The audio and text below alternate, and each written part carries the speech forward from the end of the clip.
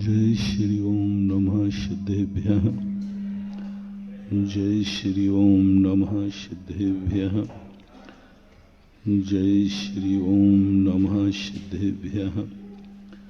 सर्वमंगलमांगल्यं सर्वकल्याणकारकं प्रधानं सर्वधर्माणां जैनं जयतु शासनं। जैनं जयतु शासनं। पंच परमेष्ठी भगवान की जय। आचार्य श्री गुरुवर कुंद कुंद महाराज की जय जय जय। आचार्य श्री गुरुवर विद्यासागर महाराज की जय जय जय। नवाचार परम पूज्य समय सागर जी महाराज की जय जय जय। तीर्थोद्धारक निर्यापक श्रवण मुनि पुंगव सुधा सागर जी महाराज की जय जय जय। शुल्लक त्रय की जय जय जय। नमोस्तु नमोस्तु नमोस्तु भगवान। व्यक्ति के पास जब कुछ नहीं होता है तो यह कहता है कि मैं क्या कर सकता हूं, और जब सब कुछ होता है तो कहता है अब क्या करना है। जब कुछ नहीं था तो सोचता कहता है कि अब मैं क्या कर सकता हूं, मेरे पास तो कुछ है ही नहीं। धन नहीं है जिनके पास, वो कहता है मेरे पास धन ही नहीं, मैं दान कैसे दूं। पैर नहीं है, वो कहता है कि अब मैं मंदिर कैसे जाऊं, तीर्थ यात्रा कैसे करूं। आंखें नहीं है तो कहता है मैं दर्शन कैसे करूं।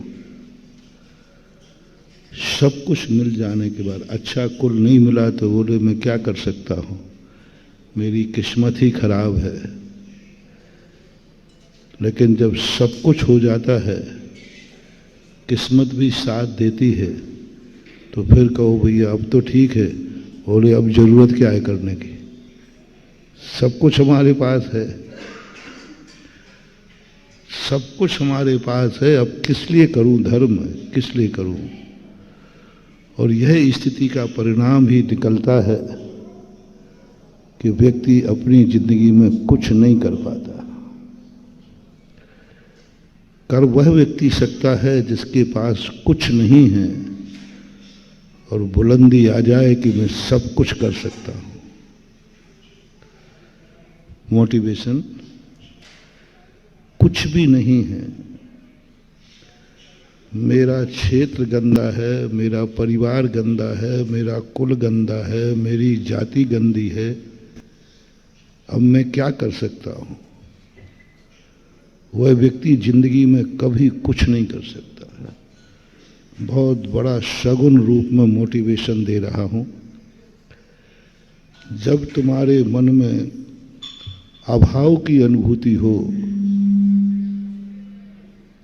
और अभाव की अनुभूति तुम्हारा आत्मा का विषय बन जाए, समझ लेना तुम्हारा और डाउनफॉल होने वाला है, और नीचे जाओगे। ये इतना खतरनाक शब्द है, मैं कुछ नहीं कर सकता क्योंकि मैं असमर्थ हूं, मेरे पास कुछ है नहीं।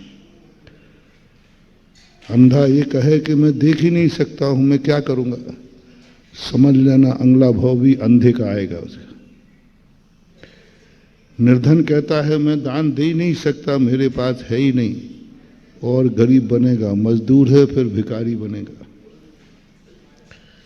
मैं बीमार हूं, मैं कुछ कर ही नहीं सकता, समझ लेना बीमारी और बढ़ेगी। मेरा कुल देश निम्न है, मैं क्या कर सकता हूं, मेरा कुल नीच कुल है, समझ लेना अभी और नीच कुल मिलेगा, अभी और नीच कुल मिलेगा, नीच से भी नीच मिलेगा।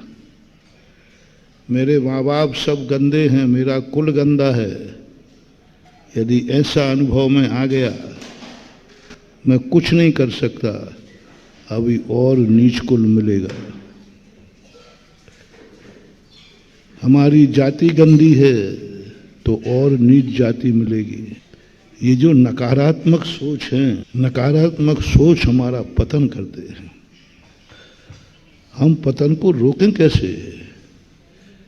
व्यक्ति जहां है वहां संतोष रखने को तैयार है, लेकिन उसका डर है कि महाराज अब इससे नीचे तो नहीं जाऊं।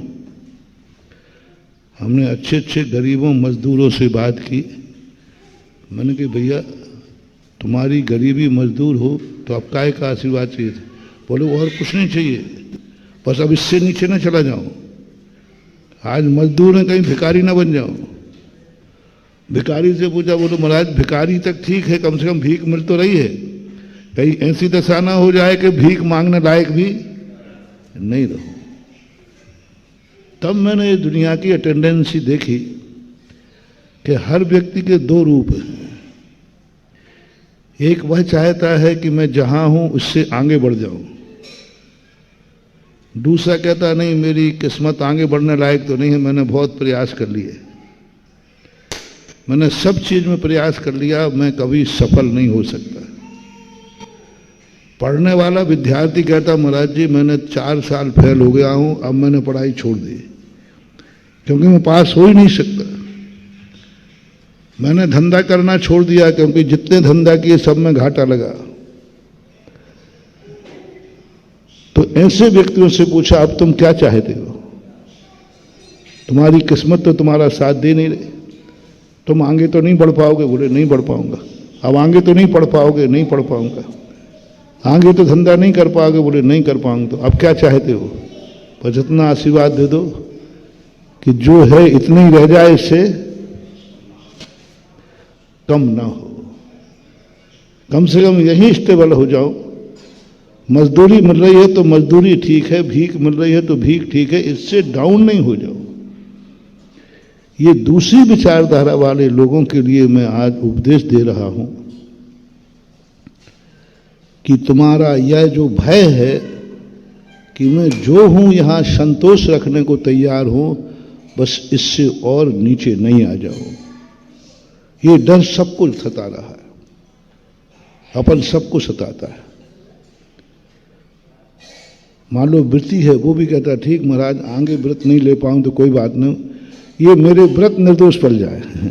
आता है कि नहीं? महाराज देखो अब आगे तो मैं बढ़ नहीं पाऊंगा, और आपको मालूम है हमारी पोजीशन, अब हम इतने ज़्यादा उलझ चुके हैं और शरीर से भी अब वृद्ध हो चुके हैं।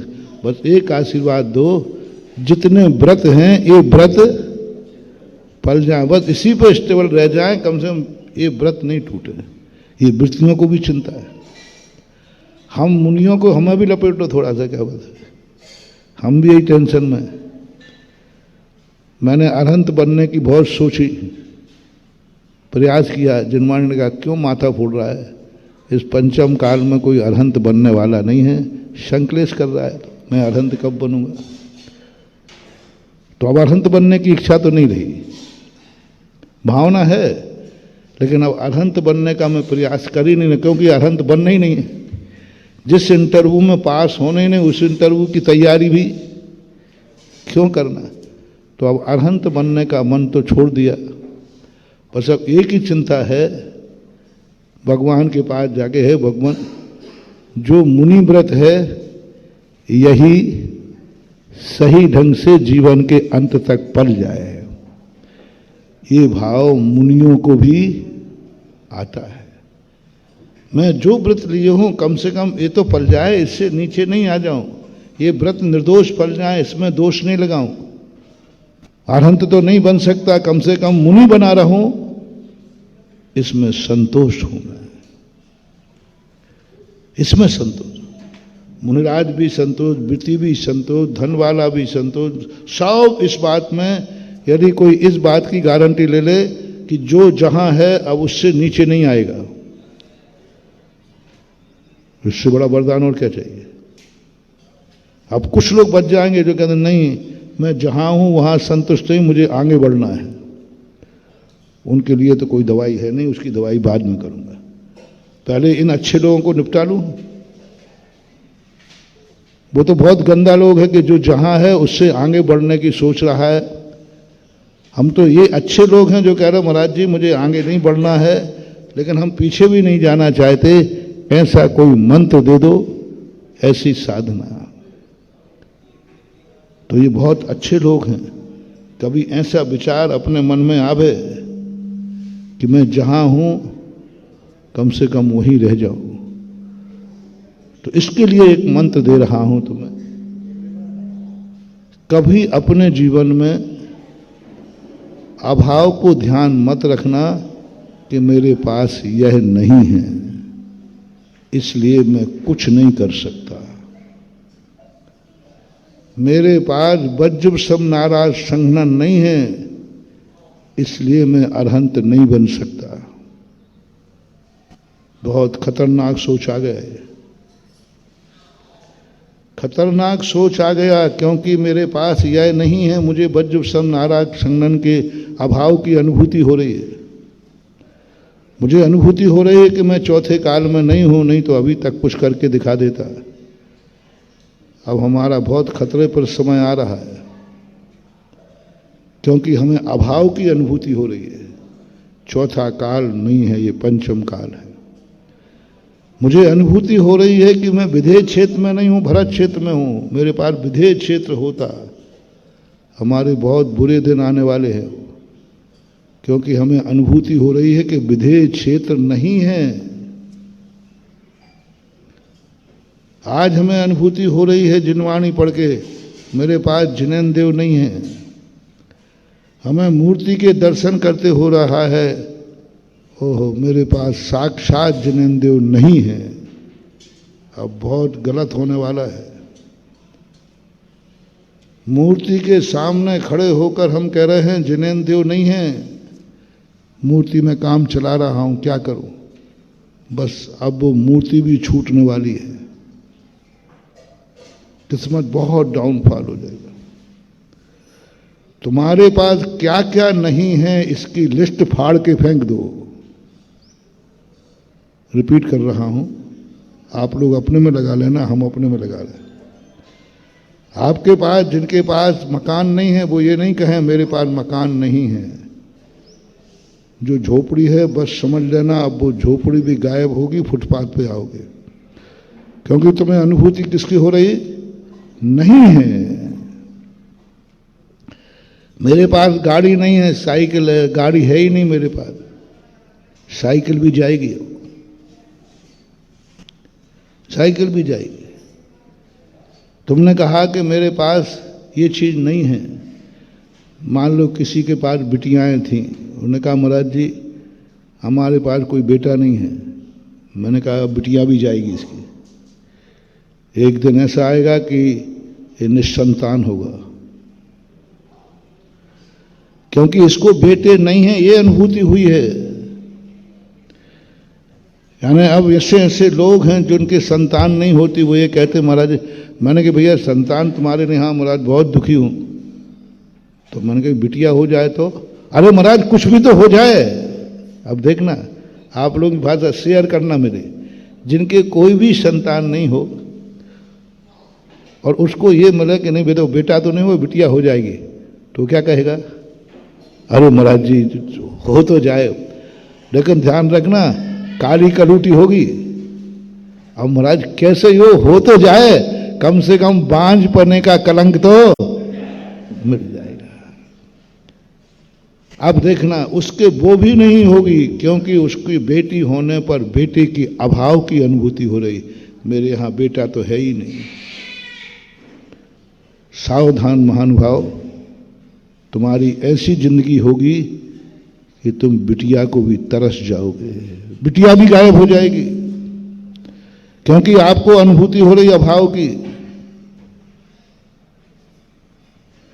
सारी चीजों में लिखा लेना, आपका ज्ञान कम है, आपको अनुभूति हो गई कि हमें वो ज्ञान तो है ही नहीं, ये ज्ञान भी खत्म होने वाला है। तुम रोटी खाने बैठे हो, मेरी थाली में दिवाली है, कोई मिठाई तो है ही नहीं, रोटी गायब होने वाली है, अगली दिवाली रोटी भी नसीब नहीं होगी।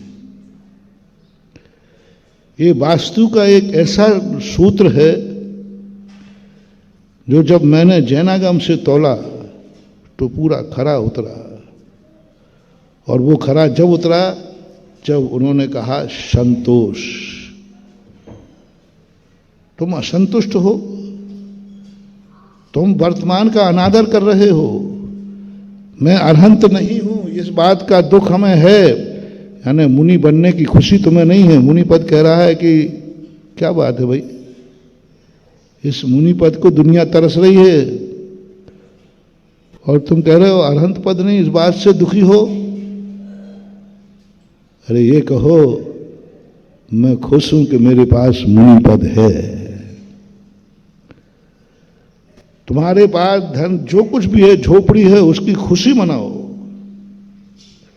उसमें संतोष करो। नहीं ठीक है, बढ़ोतरी की बात अभी करूंगा। पहला तो जो है, जहां है, जैसे है, उसके मन में तुम थोड़ा सा खुशी मना के दिखा दो। जैसे मैं कहा करता हूं, दिवाली के दिन आपके हाथ में बाजरे की रोटी है, घी भी नहीं है, घी भी नहीं है। अब महाराज क्या करो? यदि तुमने कहा ये कोई भोजन है क्या, ये कोई किस्मत है क्या? ये जो है ना, हाथ जा रहा ना मेरा, अभी मैं फोड़ नहीं रहा हूं, तुम्हें दिखा रहा हूं, एक्शन करके दिखा रहा हूं। मैं तो कभी माथे पे हाथ लगाते ही नहीं हूं। मेरी किस्मत कभी फूटी हो ही नहीं सकती। फूटी भी है तो सोने की है, फूटी भी है। अरे फूटी किस्मत भी है, कुछ न कुछ काम तो आएगी। अरे जब टूटे जूते चप्पल से बढ़नी आती है तो किस्मत फूटी से कुछ ना कुछ तो आएगा। क्यों आप लोग करते ना, टूटे चप्पल वगैरह फेंकते नहीं हो तो भाई क्यों रख लेते हो बताओ ना। अरे कुछ बर्तन आ जाएगा महाराज, महिलाएं देखो ना आप लोग, बरनी आ जाएगी, पुराने कपड़े भी नहीं फेंकते महाराज, वो काम आ जाते हैं। क्या आ जाते हैं? अरे महाराज एक आध कब्बसी आ जाएगी, बरनी आ जाएगी, बस बस। बहुत बड़ा अच्छा उदाहरण मिला महानुभाव। सारे जगत के लोग सोचो रे, जो हमेशा कर्म फोड़ते रहते हमारी तो किस्मत फूटी है, उनको बता रहा हूं तुम्हारी किस्मत एक टूटे हुए जूते से भी कम है क्या? टूटा हुआ जूता भी तुम रखते हो कि नहीं ये भी काम का है, तो क्यों नहीं किस्मत को सराहते हो कि फूटी हुई किस्मत भी हमारे काम की है, कुछ नहीं आएगा तो एक बाजरे की रोटी तो लाएगी। जैसे उस टूटी हुई चप्पल को, फटे हुए पुराने कपड़े को अब तुम नहीं पहनोगे पक्का है, तो फिर रख क्यों रहे, फेंको ना सड़क पे। फिर उस पर जब तुम्हें अब पहनना नहीं है, तुम्हारे काम का नहीं रहा, तो फिर क्यों रख रहे हो?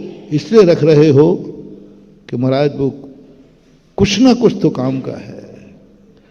हर जैनी के घर में एक कबाड़ा होता है, हर जैनी के घर में। बस जैनियों में सबसे बड़ी कमी एक होती है, मजदूरों के नहीं होता। हर जैनी के सब चीज का कबाड़ा होता है। खाने की चीजों का कबाड़ा नहीं मिलेगी तो सुखा के रख लेगी भिंडी, भाजी सुखा के रख लेगी, कचरियां कचरियां कचरियां एक कबाड़ा ही कहलाता है। अब मौसम खत्म हो जाएगा तो क्या करेंगे? और जैनियों के मिलते सूखी हुई चीजें और किसी जाति में मिले या नहीं मिले, और उसका मूल कारण है कि शुद्ध खाता है। अब अमचो सुखा लेगा, वो सब चीज सुखा लेगा, यानी खाने की चीज का कबाड़ा, कपड़े रख लेगा, कबाड़ा जरूर मिलेगा सबके लिए। और मैं पूछता हूं भाई ये कबाड़ा मत रखो, ये अच्छा नहीं है। अरे महाराज आपको मालूम नहीं है, ये बहुत काम का है। मैं आपके कबाड़े को नहीं उठवा रहा हूं, बस उस कबाड़े से गई बीती यदि तुम्हारी किस्मत हो, तुम्हें ऐसा लगे ये किस्मत मेरी कोई काम की नहीं है, ये किस्मत अब मेरी कोई काम की नहीं है, बस किस्मत को कभी यूं मत करना।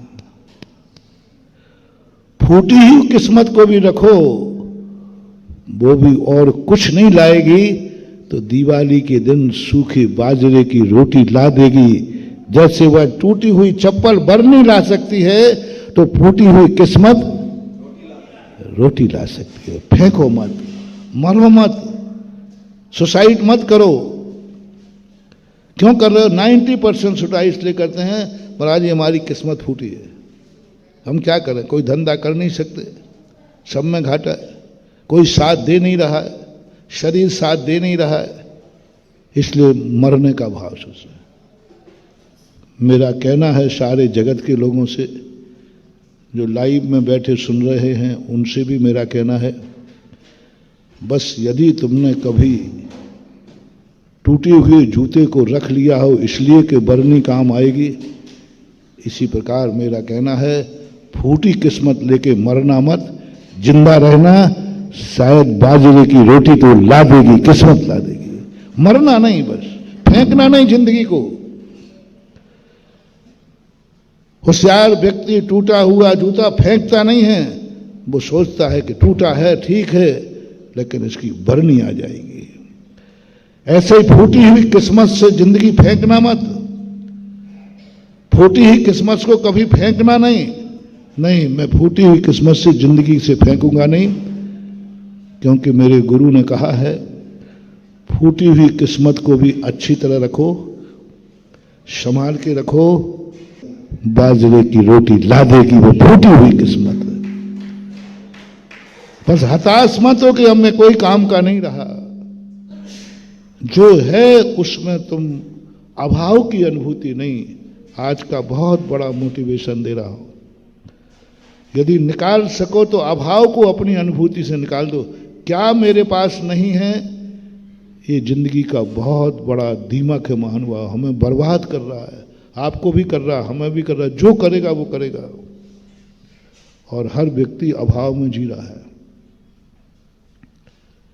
हर व्यक्ति अभाव में जी रहा। बस यह मेरे पास नहीं है, अरे जो है वो, अब महाराज उसका मत पूछो, बस यहीं से बोले देना।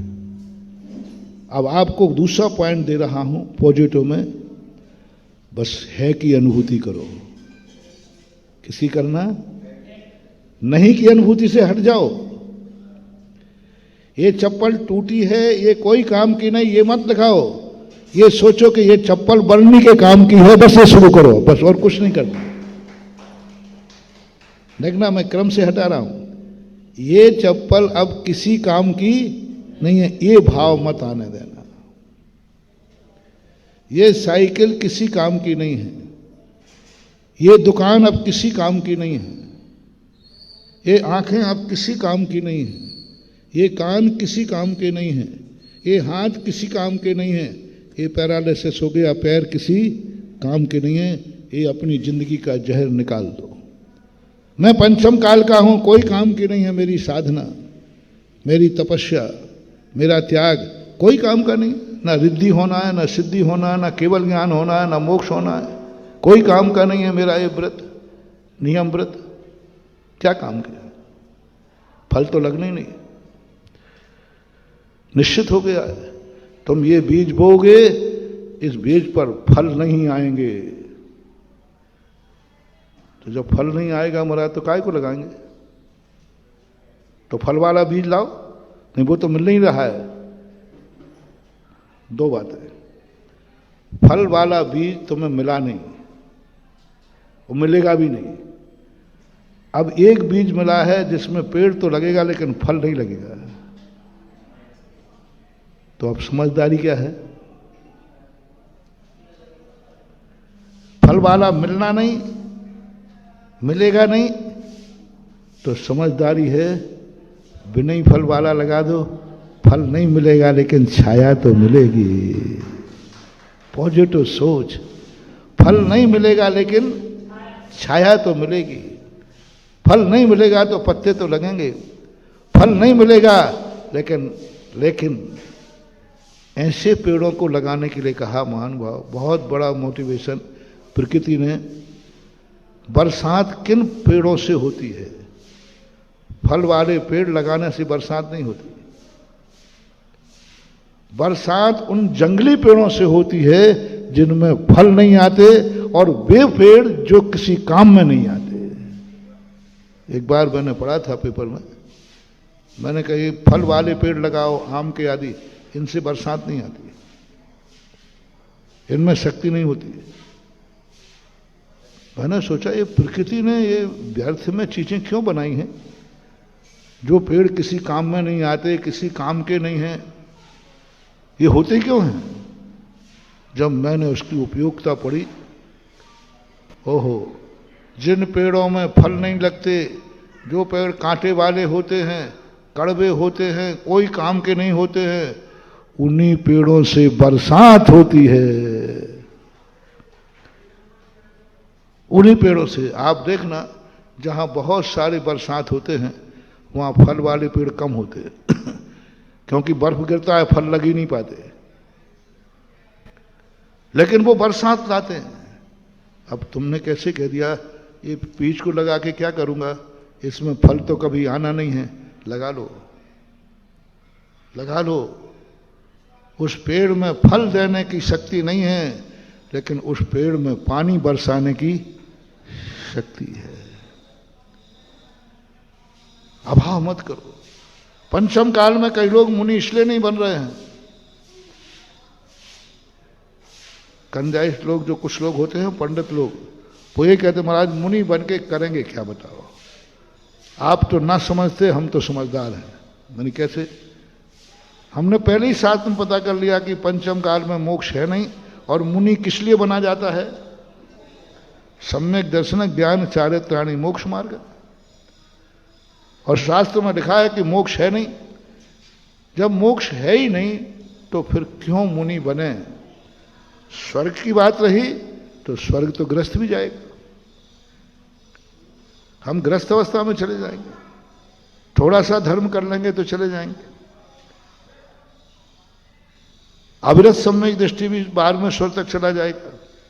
ना त्याग करना, खूब दिन भर खाओ पियो मस्त रहो, कोई लेना एक न देना दो, आप भी वहीं पहुंचोगे, हम भी वहीं पहुंचेंगे। आप त्याग कर करके मर जाओ, केस लंच करो, एकासन करो, खावे बैठो तो साता से नहीं खा पाओ, बाल चंद आ जाए। हम लोग बहुत बढ़िया हैं कि बाल तक डकार जाते हैं आप लोग, कई लोग कहते महाराज जी आप लोगों को बाल क्यों आते हैं, अंतराय क्यों आते? हम लोगों को तो कभी आया नहीं। बहुत सारे लोग हैं जिनकी कभी जिंदगी में बाल ही नहीं आया। क्यों भाई, आपके पास आया? बाबू आया है जैनी हो इसलिए आ गया होगा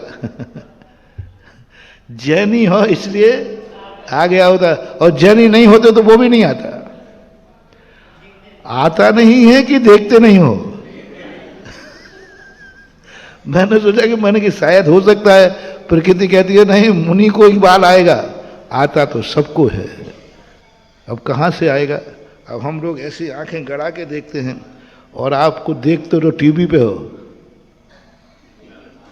दृष्टि कहां है? टीवी पर। और ग्रास कहां बन रहा है? वो बाल भी कहता है राक्षस नहीं महाराक्षस है, लपेटा और खा लिया, देखा ही नहीं है तो आएगा कहां से? इसलिए अपनी जिंदगी में ये मान करके तुम लोग आगे मत बढ़ना। जो क्षमता है उसकी बात बता रहा हूं। कुंद कुंद भगवान ने एक बहुत बड़ा मंत्र दिया है, आज उसी को लेकर के मैं प्रासंगिक कर रहा हूं। ये मान करके मुनि नहीं बनना कि मोक्ष नहीं है, जाओ तुम हजारों हजारों भव तक मुनि बनने लायक ही नहीं रहोगे, क्योंकि तुमने बीज को ठुकरा दिया, इसमें फल नहीं है इसलिए मैं नहीं लगाऊंगा, क्यों मेहनत करूं, क्यों मेहनत करूं? अरे फल नहीं लगेगा लेकिन छाया मिलेगी और बरसात का पानी मिलेगा, ये दो चीजें कम है क्या? लेकिन सामान्य व्यक्ति यही कहता फल नहीं तो लगाना नहीं, काट दो। झाड़ फंगूर होता है ना जो, उसको आप लोग जला देते हो। झाड़ फंगूर कोई काम का नहीं है, आप फल वाला पेड़ को नहीं काटते तुम, नहीं फल वाला है। और झाड़ झंकड़ हो तो वो झाड़ झंकड़ ही उपजाऊ बनाता है भूमि को। फल वाला वृक्ष भूमि को उजाड़ता है और झाड़ झंकर भूमि को आबाद करते हैं, ये भूल रहे हो आप। फल वाले जहां भी वृक्ष रखें आप देखना वहां पर बंजर भूमि हो जाती फल वाला, और जो झाड़ झंकर वाले घास फूस हैं वहां की भूमि उपजाऊ होती है, बरसात लाती है। इसलिए मैं आपकी जिंदगी को झाड़ झंकर मत समझना, अब मेरी जिंदगी कोई काम की नहीं रही, नहीं, यही जिंदगी बहुत काम की है। यूजलेस वस्तु को हम यूजफुल बना रहे हैं। बहुत काम की है तुम्हारी जिंदगी, फूटी हुई जिंदगी। मरने का भाव नहीं करना, हताश नहीं होना, आंखों में पानी मत लाना, अपना दुखोना किसी के सामने मत रोना। बहुत बड़ा शगुन दे रहा हूं, वरदान दे रहा हूं उन लोगों को जिनके पास कुछ भी नहीं है, कुछ भी नहीं। वो लोग बस किसी के हाथ से ये कहना बंद कर दो, किसी से मुंह से नहीं निकालना, पहले तो मन में नहीं लाना कि मेरे पास कुछ नहीं, ये मत लाना। फिर दूसरा नियम ले लीजिए, मैं कभी किसी से ये नहीं कहूंगा मेरे पास कुछ भी नहीं, कभी मत बोलना, कभी मत बोलना। कोई पूछे भाई आपके पास क्या क्या नहीं है, बोले साहब मैं नहीं पे विचार नहीं करता हूं, कभी नहीं बोलना। अपने परिवार से भी नहीं बोलना, बाप बेटे से नहीं बोले, बेटे बाप से नहीं बोले, नहीं शब्द अपने घर में से निकाल दो, मेरे पास क्या नहीं है। कोई पूछे, गुरु महाराज भी पूछे, बोल बेटा क्या नहीं है तेरे पास, तो कहना महाराज जी नहीं का तो मुझे पता नहीं है, क्या है मेरे पास ये बता दो। इसी का नाम है सिद्धि। सुदामा ने आपके यहाँ जैनियों में खास तौर से, हिंदुओं में खास तौर से, भारतीय लोगों में खास तौर से हाथ जोड़ के मंदिर में जाते हैं, ऐसे नहीं जाते। कुछ संप्रदाय ऐसे हैं जिनमें हाथ फैला के जाते हैं, हाथ जोड़ के जाते हैं। और भारतीय दर्शनों में भगवान के पास कुछ ना कुछ लेके जाते हैं, खाली हाथ नहीं जाता। कितना भी गरीब हो, मेंढक भी क्यों ना हो, तो एक पाखुड़ी लेके जा रहा है। अरे दुखी आदमी है, खाने को नहीं है, फिर भी जा रहा है, लेके जा रहा है। क्यों लेके जाते भाई? भगवान भूखा बैठा हो तो फिर भी ठीक, महाराज भगवान भूखा बैठा तो मैं कैसे खा लूं? उसके पास भूखा है ही नहीं। मैंने इस पर बहुत बड़ा शोध किया, बहुत बड़ा सिद्धि मंत्र है ये तुम्हारा, कि भगवान जब खाते नहीं हैं और भगवान बड़े आदमी हैं, भगवान सारी दुनिया के अन्नदाता है, फिर उनको भोग क्यों लगाते हो? और सबसे खतरनाक तो जैनी है, मूर्ख लोग। वैष्णव लोग के भगवान थोड़े समझ में आते, वो भोग इसलिए ले जाता है कि थोड़े भगवान खा लेते, समझ में आ गई ना? बाद में प्रसाद होना। तुम जैनी तो बिल्कुल ही पागल देखते हो, पहले मैं यही समझता था। जैनी तो क्यों ले जाते हैं द्रव्य, क्यों नारियल चढ़ाते, क्यों अष्टद्रव्य चढ़ाते, क्यों लाड़ू चढ़ाते, क्यों चढ़ाते हो? भगवान खाते नहीं है, तुम ही लोग कहते हो। चलो भगवान को खा करके तुम खा लो, कम से कम वैष्णव दर्शन नहीं कहते, थोड़ा सा भगवान ले लेते हैं बाद में सब। तुम जैनियों के क्या हाल है? भगवान खावे नहीं और तुम्हें खान नहीं देवे, और चढ़ाने की बात आई तो कहते भर भर मुट्ठा चढ़ाओ, भर भर मुट्ठा चढ़ाओ। चढ़ाने की बात आई तो बोले गजमोती चढ़ाओ। अरे भाई गजमोती चढ़ाओ तो आप भगवान पहन लो। अन्न मत के अंदर सोना चांदी चढ़ाते हैं तो भगवान पहनते हैं, तो खुशी होती है भाई हमारा सोना चांदी भगवान ने पहन लिया। और तुम्हारे जैनियों के भगवान कहते मैं तो छूंगा नहीं, तो मैं उठा के ले जाऊं, हाथ मत लगा देना। तो फिर कल से नहीं लाऊंगा, बोले लाए बिना आना नहीं। लाए बिना आना नहीं, मैं उपयोग करूंगा नहीं, तुझे उपयोग करना नहीं दूंगा। मैंने समझ, इसी बात को लेकर के एक मत हुआ। एक ताराचंद नाम के व्यक्ति थे, उन्होंने पिताजी से यही बहस की सिरोन के अंदर। लगभग 16वीं शताब्दी की घटना है। इसी बात को लेकर बहस थी। वो कहते तुम जैनी मंदिर में क्यों चढ़ाते हो? नहाने का त्याग है, उनको गर्मी चढ़ती नहीं है, प्यास लगती नहीं, तो अभिषेक क्यों करते हो? जब वो खाते नहीं और खाना नहीं देते तो चढ़ाते क्यों? आधुनिक तार्किक था वो, बहुत बड़े आदमी थे वो, बहुत बड़े आदमी। लेकिन वो लड़का मंदिर में जाते जो चढ़ाते थे सब खाता था, वहीं बैठ के खाता था। लोग कहते थे, बोले या तो भगवान को खिलाओ नहीं तो मैं खाऊंगा, वेस्टेज नहीं होने दूंगा। तो लोग चढ़ा के जाते थे, वो खाता था। इसी बात का उसके पिताजी बहुत नाराज थे, दिगंबर जैन थे। उन्होंने कहा मैं किसी की मानने वाला नहीं हूं। और जाकर के वो इसी बात को लेकर के फिर उसने एक नया पंथ चलाया, और नया पंथ चला करके कहा।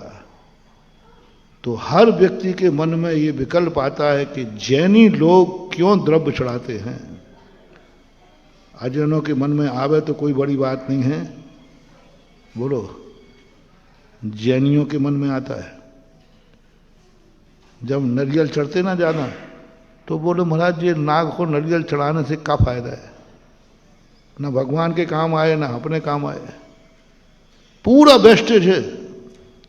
किसी भी पूछ लेना। अभी एक दिन प्रश्न भी किया था वकीलन भाई ने, सिहोरा के कहाँ के थे, जिन्होंने किया था कि मंदिरों में जो द्रव्य चढ़ता है बिना धुला चढ़े, इससे कम से कम बाद में वो काम तो आ जाएगा, माली को भी अच्छे पैसे आएंगे। अब तुम चावल धो देते हो, केसर से रंग देते हो, वो कोई काम के नहीं। तो बिना धुले चढ़ाने से बाजार में वह दोबारा काम आ जाएंगे, बागवान का पैसा भी। हाँ, तो मैंने कही लाडू चढ़ाने की अपेक्षा सीधी शक्कर ही ले आओ ना, अच्छे पैसे आएंगे। सब चीज का यही होगा। कहने में बहुत अच्छी लग रही है, तर्कयुक्त है, तर्कयुक्त है कि क्यों वेस्टेज किया जाए। लेकिन जब इसका गूढ़ रहस्य समझोगे तो वही रहस्य निकलेगा कि इस पेड़ में फल तो नहीं लगेंगे, फिर भी नीति कहती लगाओ। ये घास फूस कोई काम में तो नहीं आएगी, लेकिन घास फूस को उगने दो, क्योंकि यही भूमि को उपजाऊ बनाएगी। अब वो जो तुमने चढ़ाया है खाली हाथ नहीं जाता। ये कहने नहीं जाना कभी मंदिर में मेरे पास यह नहीं है भगवान, मेरे पास मकान नहीं है, मेरे पास घोड़ा नहीं है, मेरे पास गाड़ी नहीं है, मैं पास नहीं हो रहा हूं। नहीं शब्द का त्याग करो और ये कहो कि मेरे पास यह है, मेरे पास यह है। ये ले जाने का तरीका क्या है? ये दिखाने के लिए ले जाता है कि भगवान मेरे पास यह है। गजमोती है तो गजमोती लाया, और चावल है तो मैं लेने नहीं आया हूं यहां, मैं ये बताने आया हूं कि मेरे पास क्या है। बस ये दिखाना चाहता हूं कि मेरे पास क्या है, मेरे पास क्या नहीं है मैं वो मांगने नहीं आता। जैनी कभी अपने मंदिर में ये मांगने नहीं जाता है कि मेरे पास क्या नहीं है, यह बताने जाता है कि मेरे पास यह है। चावल है तो चावल लेके चला जाएगा, मोती है तो मोती लेके चला जाएगा, और गज मोती है तो बस ये दिखाओ, ये दिखाओ, इसकी लिस्ट बनाओ, इसका चिंतन करो, इसका ध्यान करो।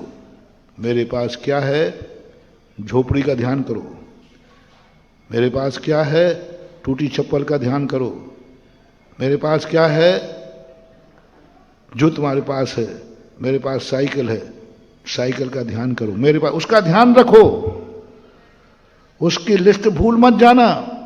जो तुम्हारे पास है उसको कभी भूलना नहीं, सूत्र बनाओ।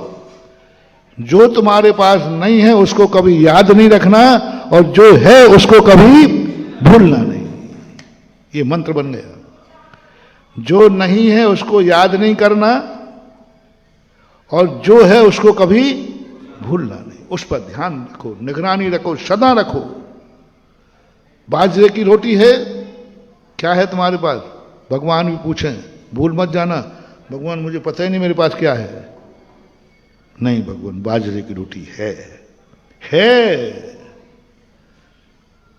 मेरे पास झोपड़ी है, मेरे पास बिटिया है, क्या है ना? और तुम क्या कहो, बिटिया नहीं बताओ? महाराज जी मेरे पास लड़का है ही नहीं। हाँ, बिटिया भी जाएगी। और ये कहो मेरे पास बिटिया है, उस पर दृष्टि रखो, उस पर निगरानी रखो, उसकी सुरक्षा रखो, और उसको कभी भूलना नहीं, उसको कभी भूलना नहीं। मेरे पास बिटिया है, जो कुछ भी सब में। अब मुझे अपने पर घटा दो, मैं भी भाव, मैंने तो अब छोड़ दिया, ज्यादा भाव नहीं आता, पहले आता था। मैं अरहंत नहीं हूं, ये भाव नहीं आता। भगवान से भी नहीं कहता भगवान मैं अरहंत नहीं हूं, मैं तो भगवान मैं मुनि हूं। अब जिनवाणी कहती तुम जो हो उसको याद रखो, इसकी सुरक्षा करो, इस पर ध्यान दो, 24 घंटे में कभी मत भूलना कि मैं मुनि नहीं हूं। क्या याद रखना 24 घंटे? मैं खाते समय, उठते समय, बैठते समय, सोते समय, बोलते समय, सब क्या ध्यान रखना मुझे? यदि मैं 24 घंटे अरहंत नहीं हूं, अरहंत नहीं हूं, अरहंत नहीं हूं, ध्यान रखना मैं डिप्रेशन में चला जाऊंगा, और तुम भी बोर हो जाओगे। महाराज नहीं हूं, नहीं हूं, नहीं हूं, नहीं हूं, मैं अरहंत नहीं हूं, अरहंत नहीं हूं, अरहंत नहीं हूं, डिप्रेशन आ जाएगा। बहुरी वंश से सीधा मुझे आगरा जाना पड़ेगा। हालांकि मैं आगरा होके आ गया हूं, चिंता नहीं करना। आगरा गया था, पागल हो जाओ, डिप्रेशन आ जाएगा। बस अपना ध्यान, मैं मुनि हूं। कोई पूछे तुम्हारे पास क्या है? मेरे पास महाव्रत है,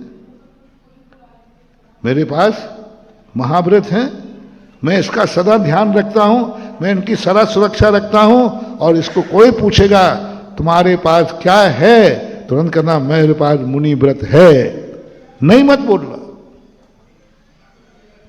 जो कुछ भी तुम्हारे पास व्रत है, मेरे पास है। ध्यान भी नहीं करना, बोलना भी बंद करो। और इसी प्रकार भगवान भी मिले, मांगना नहीं, नहीं है वो नहीं कहना, बस ये बता देना मेरे पास यह है। भगवान फिर कहेगा अब तो मैं दिला रहा हूं, सबको दिला रहा हूं, तुमने मांगा नहीं, बस मुट्ठी भर चावल लेके पहुंच जाओ। सुदामा की पत्नी ने क्या कहा? जब नहीं था तो खाली हाथ चले जाते। सुदामा की पत्नी ने कहा, सुदामा कहता मैं मांगूंगा नहीं, मैं बोलूंगा नहीं कि मेरे पास क्या नहीं है। सुनो स्वाभिमान, पॉजिटिव सोच, सिद्धि का कारण, माला माल हो जाओगे, माला माल हो जाओगे। माल सिद्धि का कारण ये, तुम ये मत बोलना मेरे पास क्या नहीं है। सुदामा की पत्नी कहती है खाली हाथ मत जाओ। ये देखो, तो ये क्या करेंगे वो? कृष्ण जी कोई भूखे बैठे हैं? एक और तो कह रहे हैं तो कि वो महान त्रिखंडाधिपति हैं, नारायण हैं, सब कुछ उनके पास है, और मैं चावल लेके जाऊं? बोले नहीं। तो क्या मैं उनके दरवाजे मांगने जाऊं? मित्र के सामने मैं भिखारी बन के जाऊं मांगने के? मैं मिला मित्र, नहीं, मैं तो नहीं जाऊंगा, मर जाऊंगा,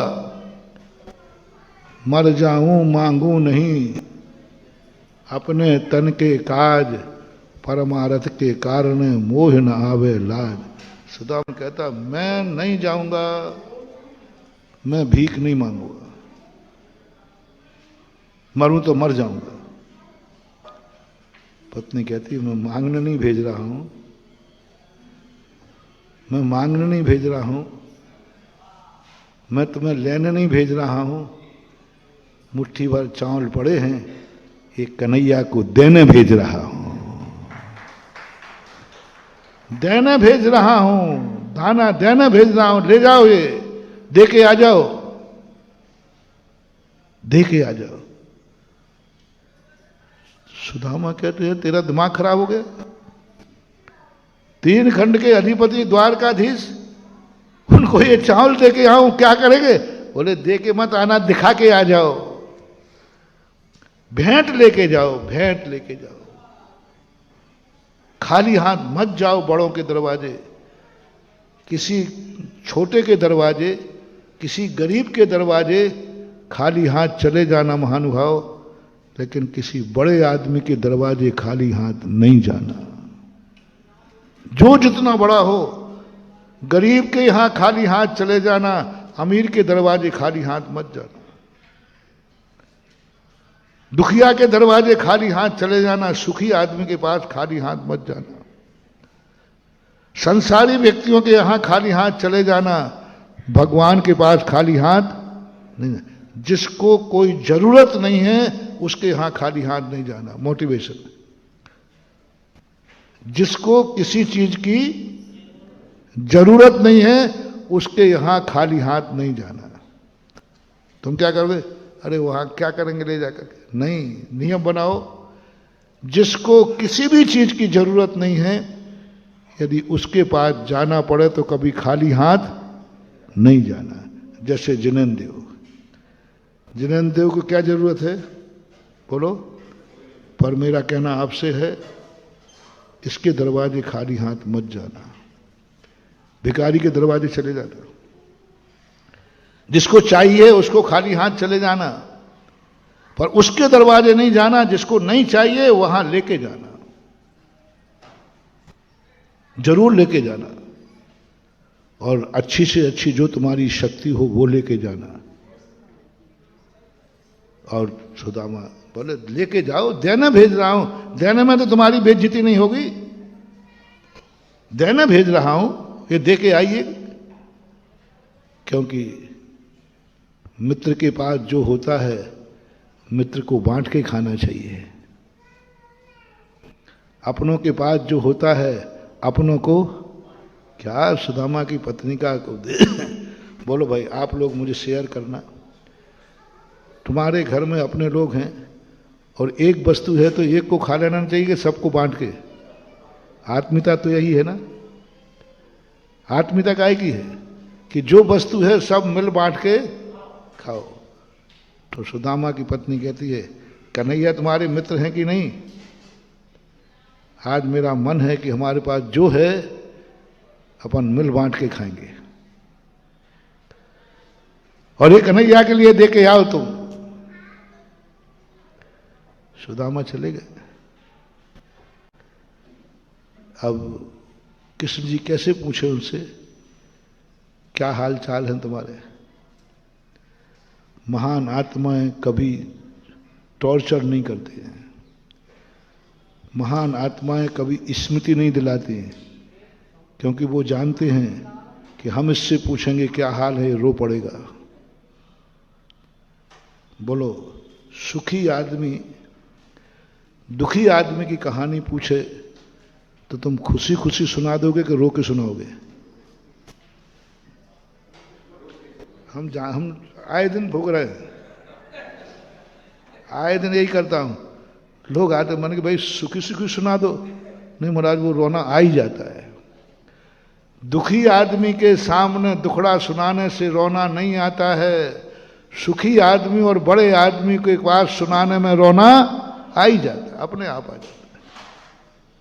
भगवान के सामने रोना आ जाता है, गुरुओं के सामने रोना आ जाता है, बच्चे को माँ बाप के सामने रोना आ जाता है, गरीब को अमीर के सामने रोना आ जाता है।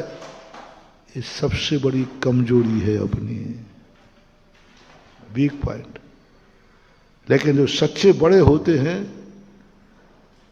वो अपन को छेड़ते नहीं है, वो नहीं पूछेंगे तेरे पास क्या नहीं, मांग ले क्या मांगना है, मांग ले क्या मांगना है। यदि सच्चा बड़ा आदमी होगा तो नहीं पूछेगा, वो कहे जैसे मैंने छेड़ा नहीं और ये रोने बैठ जाए, दुखड़ा रोएगा, अभी हाल दुखड़ा रोएगा, और इतना दुखी है कि रोएगा, और बड़े आदमियों के पास तुम्हारे आंसू पोंछने के लिए रूमाल नहीं होता। अब मैं तुमसे पूछूं, क्यों भैया कोई परेशानी तो नहीं है? अभी हाथ रो पड़ोगे तो अभी हमें आफत हो जाएगी। मेरे पास रुमाल नहीं है, मैं पहुंचूंगा ऐसे। इसलिए बड़े आदमी कहते हैं पूछूंगा नहीं, देखूंगा क्या लेके आया है,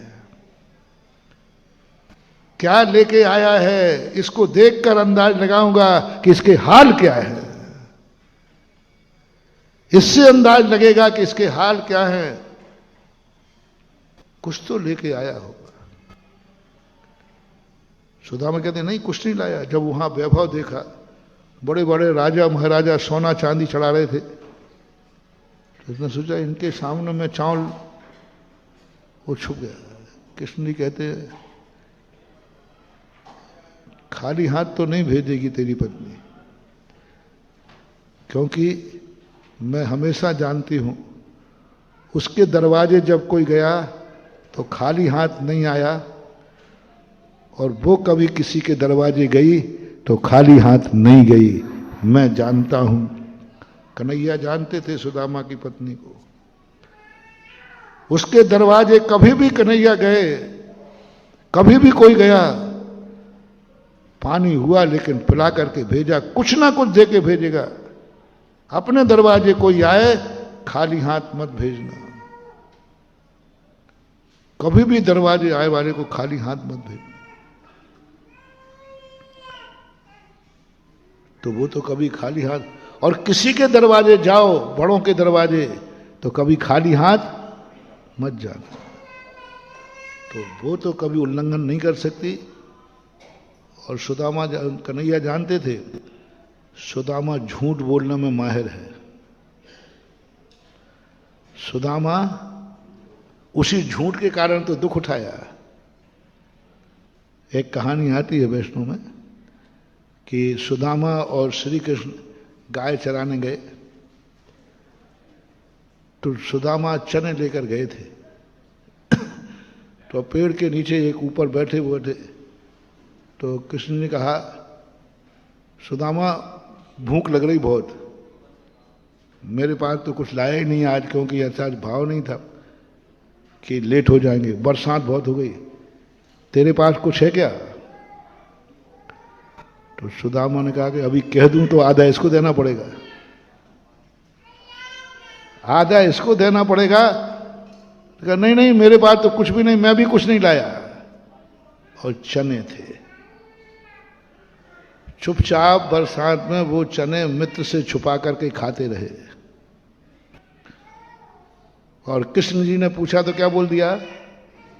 मेरे पास नहीं है। और थे।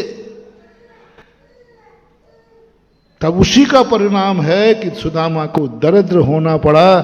सुनो रे दरिद्री लोगों, गरीब लोगों सुनो। अब तुम्हारे बहुत पुचकार दिया, अब एक आध थप्पड़ तो और मारो। क्यों आई ऐसी दशा, क्यों आई गरीबी, क्यों आप अयोग्य हुए? गुरु से कपट, मित्र से चोरी, या हो निर्धन या हो कोढ़ी। उसी समय से ये मुहावरा बना है, क्योंकि उन्होंने मित्र के साथ कपट किया, मित्र के साथ चोरी किया। मित्र का अर्थ मालूम क्या है?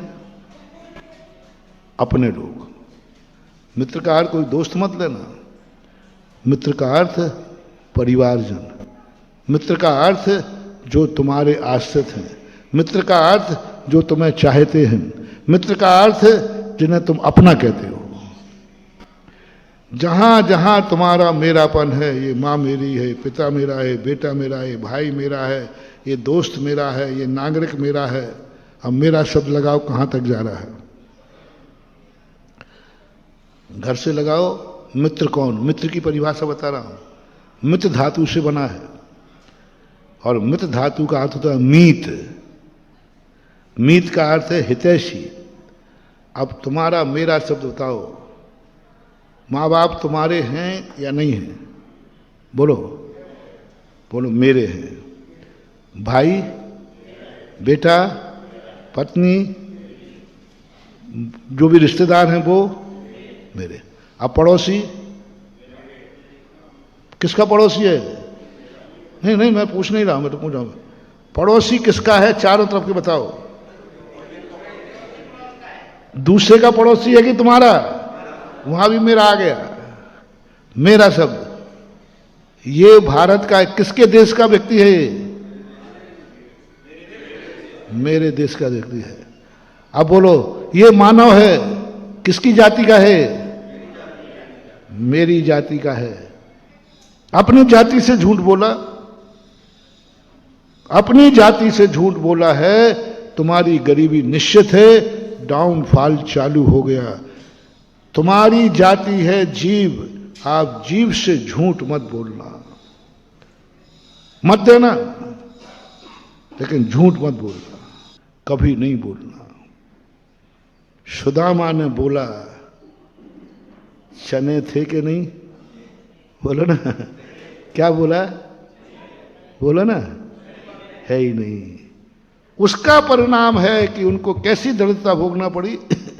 मित्र के साथ झूठ बोल रहे, और मित्र ने कितने विश्वास में था, कितने उसमें था कि वो कन्हैया कह रहा है कि सुदामा कुछ हो तो बता खाने को, बरसात हो रही है और भूख।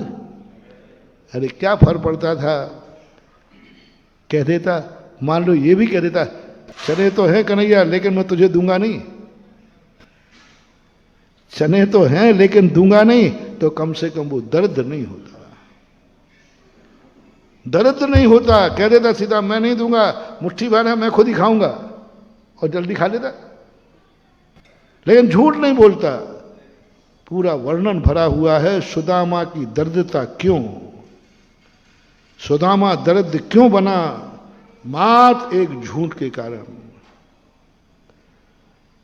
और सारे जगत में कहानी आप लोगों को भी सुनी होगी तो पता हम नहीं होगा कि सुदामा की दर्दता का कारण श्री कृष्ण ने बताया बाद में उनको कि सुदामा तुम दर्द क्यों हुए और मैं अमीर क्यों हुआ, क्योंकि मैंने कभी अपनों से झूठ और तूने अपनों से झूठ बोला। सगा मित्र, बताओ सुदामा और कृष्ण की मित्रता जगत में जाहिर है कि नहीं, और तुमने झूठ बोला। जगत जानता है कि तुम गुरु हो और वो चेला है, तुम भक्त हो, तुम भगवान हो। बताओ तुम्हें जैनी मानते हैं कि नहीं, तुम जैन जिनंद के भक्त हो कि नहीं? कौन नहीं जानता, कौन नहीं जानता कि तुम गुरु हो, मैं चेला हूं आचार्य जी के सामने? कौन नहीं जानता कि तुम्हारे गुरु हैं और तुम इनके चेला हो? जानते कि नहीं? सभी अजैन लोग तुम्हें मानते हैं कि तुम्हारे गुरु दिगंबर मुनि हैं, बोलो मानते हैं? तुम उन्हीं गुरु से झूठ बोलोगे, उन्हीं भगवान से झूठ बोलोगे। सबको मालूम है कि तुम्हारे माँ बाप कौन हैं, तुम उनके बेटा हो, उसी से झूठ बोलोगे। सबको मालूम है कि मैं तेरा मित्र हूं और तू मेरे ही से झूठ बोल रहा था। ये कहानी है दर्दता की। अब मैं दर्दता पे आ गया, बताना था अमीर बनने का, बताना था कि दर्द से अमीर कैसे बनोगे। ये बीच में दर्दता आ गई, अब कल ध्यान में आएगा तो बनाऊंगा कल अमीर, नहीं आएगा तो तुम बने रहना दर्द जब तक बनता। वो मुट्ठी भर चावल देखना जो आज पूरे प्रवचन का सार था, है अपनों के सामने नहीं, जो नहीं है उसको ध्यान में लाना नहीं, जो नहीं है उसको कहना नहीं, अपनों से नहीं की बात कहना नहीं, अपनों से क्या कहना है, मेरे पास यह है, और वो है उसके पास लेके जाना है जिसके पास सब कुछ है। महावीर भगवान की